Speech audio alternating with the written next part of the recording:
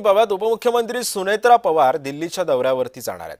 आज पंतप्रधान गृहमंत्र्यांची सुद्धा त्या भेट घेणार आहेत। नरेंद्र मोदी अमित शहांना सुद्धा सुनेत्रा पवार भेटतायत।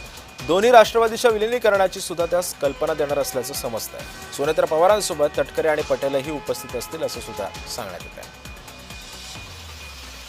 या संदर्भात अधिक माहिती जाणून घेत माझे सहकारी मनोज दाळकर सुद्धा आपल्यासोबत जोडले गेलेले आहेत। मनोज, आज सुनेत्रा पवार दिल्लीला जात आहेत। राष्ट्रवादीच्या विलीनीकरणाबाबत सुद्धा चर्चा होऊ शकते। प्रफुल्ल पटेल सुद्धा उपस्थित आहेत, काय माहिती आहे?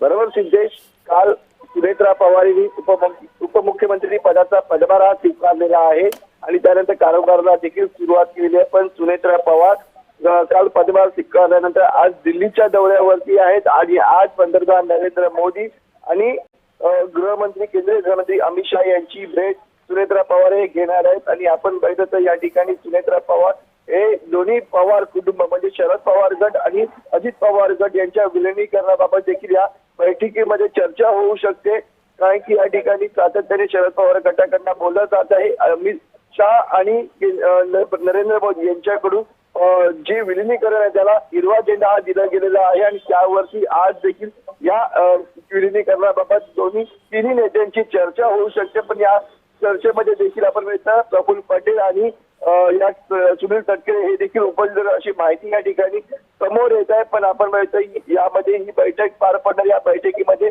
विलीनीकरणाबाबत या ठिकाणी चर्चा होऊ शकते। कारण की अजित पवार होते तेव्हा अजित पवारांनी मनोज, साधारण किती वाजता सुनेत्रा पवार दिल्लीसाठी रवाना होऊ शकतात?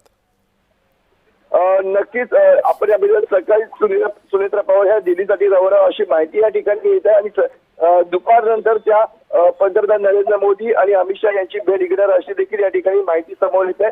पण आपण सातत्याने जी भेट होत होती पवार कुटुंबांची त्याच्यामध्ये विलीनीकरणाची इच्छाही अजित पवार यांची होती। पण विमान दुर्घटनेमध्ये आपण अजित पवार यांचं निधन झालेलं होतं आणि त्यानंतर या ठिकाणी विलीनीकरणाला स्टॉप लागलेला होता। पण आता पुन्हा एकदा विलीनीकरणाचा मुद्दा समोर आलेला आहे आणि सुनेत्रा पवार या संदर्भात काय चर्चा करतात आणि काय निर्णय घेतात हे पाहणं महत्त्वाचं ठरणार आहे। नक्कीच, धन्यवाद मनोज, तुम्ही दिलेल्या सविस्तर माहितीबद्दल।